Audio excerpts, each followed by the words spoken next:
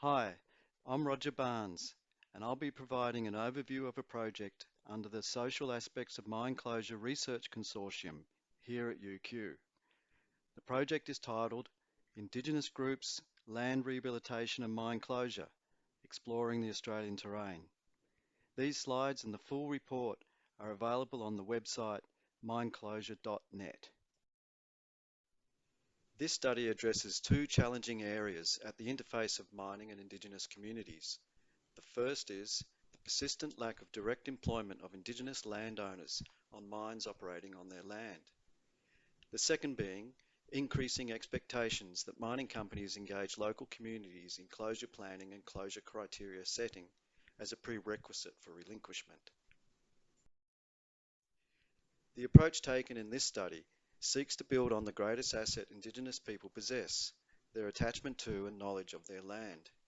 Through this research, CSRM explores the opportunities for local Indigenous groups to conduct fee-for-service environmental management and rehabilitation work on mines as a way to increase Indigenous landowner participation to achieve beneficial outcomes.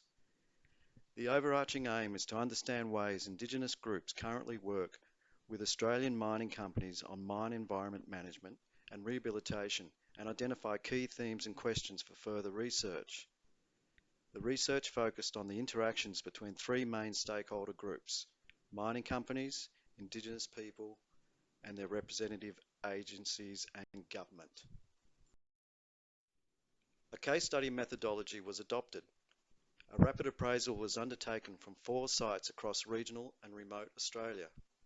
These included Northern Star's Jundee mine, located in the Western Australian goldfields. The second was Newmont's gold operations in the Tanami Desert in Central Australia. The third, Woodcutter's base metal mine near Darwin in the top end of the Northern Territory, also owned by Newmont. And the fourth, Rio Tinto's Amrun project, which is part of its Weipa operations and located south of Weipa across the Emberley River. We interviewed key representatives of the mining companies and respective Indigenous groups at each case study site to learn about their experiences and perspectives on Indigenous engagement in the mine's environmental management and rehabilitation. There were 5 specific research objectives of this study. 1. To understand what environmental management and rehabilitation activities are currently being undertaken by Indigenous groups in Australia. 2. To document views, issues and opportunities around stakeholders working collaboratively on mine land rehabilitation and mine closure. 3. Understand the role of government in enabling or constraining the involvement of Indigenous groups within this domain. The fourth is to generate interest in the topic and build collaborative working relationships and trust with key stakeholder groups. And lastly, to lay the foundations for the possibility of UQ hosting dialogues and knowledge sharing forums with Indigenous groups and mining companies to scale up the expertise on innovative mine closure practices. This study identified a range of innovative and progressive examples of local Indigenous groups working with the mining company on mine environmental management and rehabilitation at each of the sites.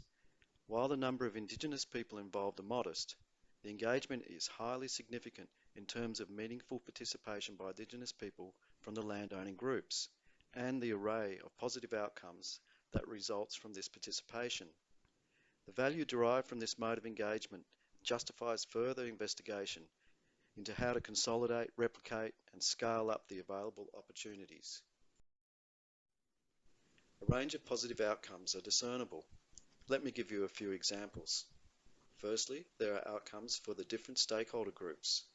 Looking at the Indigenous mining company interface, we can see increased understanding of respective priorities and imperatives for managing land that is breaking down barriers and promoting opportunities for positive engagement.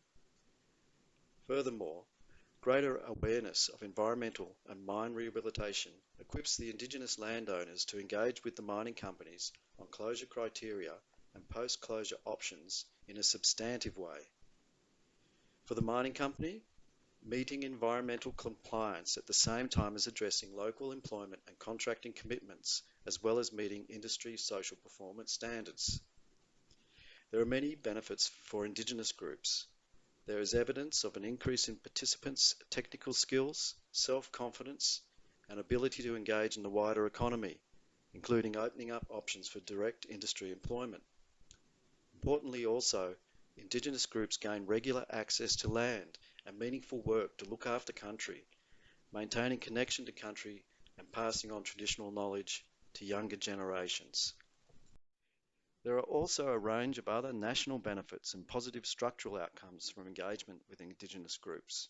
For example, greater recognition of the unique Indigenous land management skill set that Indigenous landowners bring to bear on environmental management and ecosystem services.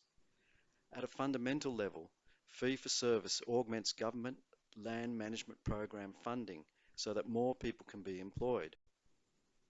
At the national level, the outcomes from engagement addresses underlying social and historical factors that contribute to the poor socio-economic conditions in remote Indigenous communities in Australia.